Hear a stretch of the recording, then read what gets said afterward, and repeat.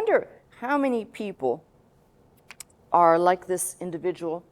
This is from social media. I believe this is from YouTube. Person says, how does one get their heart right with God? I go back and forth. I get so upset with myself. How does one love God and stay in a right heart with him? Person says, I've battled this for years. I think one thing with my mouth, and yet I do something different. Doesn't that sound, wait. Doesn't that sound a little bit like the Apostle Paul in Romans 7, right? This is the condition we all suffer from. I'm sorry, any person who presents themselves as never having an internal battle on these matters, they're liars. We all battle that, and that is because we have a duality. We are flesh and spirit, and these two are contrary one to another, and I don't think I have to convince you of this. The flesh is really strong and powerful in this way. It is weak in the things of God, but as a function, if we are not mindful, the flesh is very capable of running the show, putting a halo on everything and saying, you see, I am a servant, or I'm here. And that, by the way, I hate to say this, but probably encapsulates the gross part of Christendom.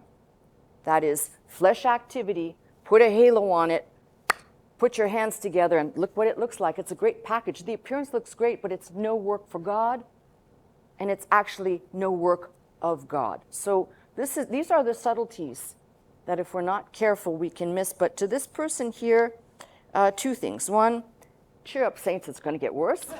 And secondly, here's the thing.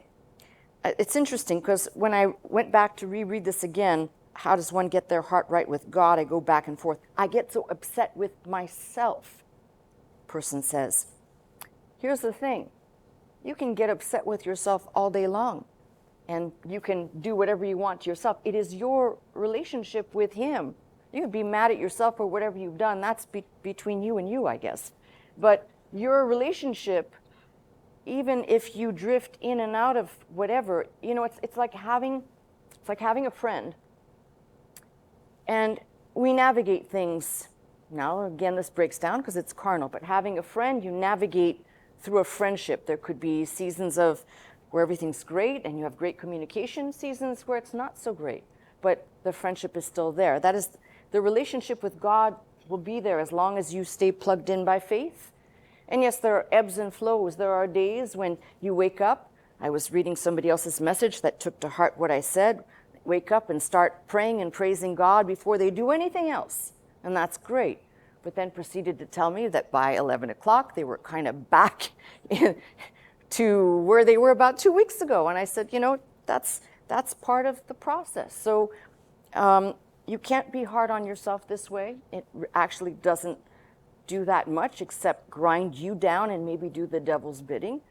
But what you can do is remind yourself, I'm a work in progress. God is working on me and in me daily.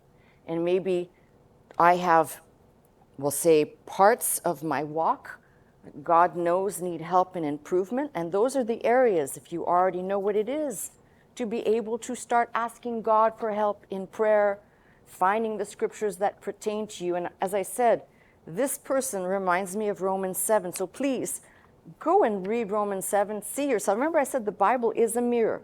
If you look, you will find yourself. Read that passage, but do yourself a favor, and after you read Romans 7, read Romans 8. That's obviously what comes after, duh. But it's what's contained on the pages of Romans 8 that basically makes Romans 7, that conflict, more understandable. For those, I've said this many times, who are in Christ Jesus, there is therefore no more ultimate condemnation.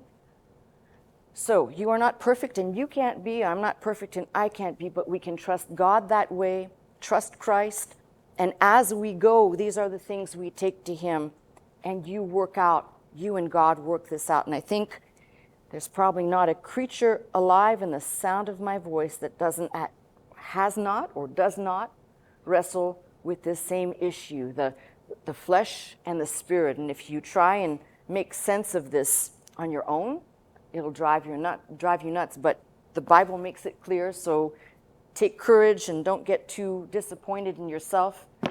God is working in you to finish the work he started. Don't lose track of that. Come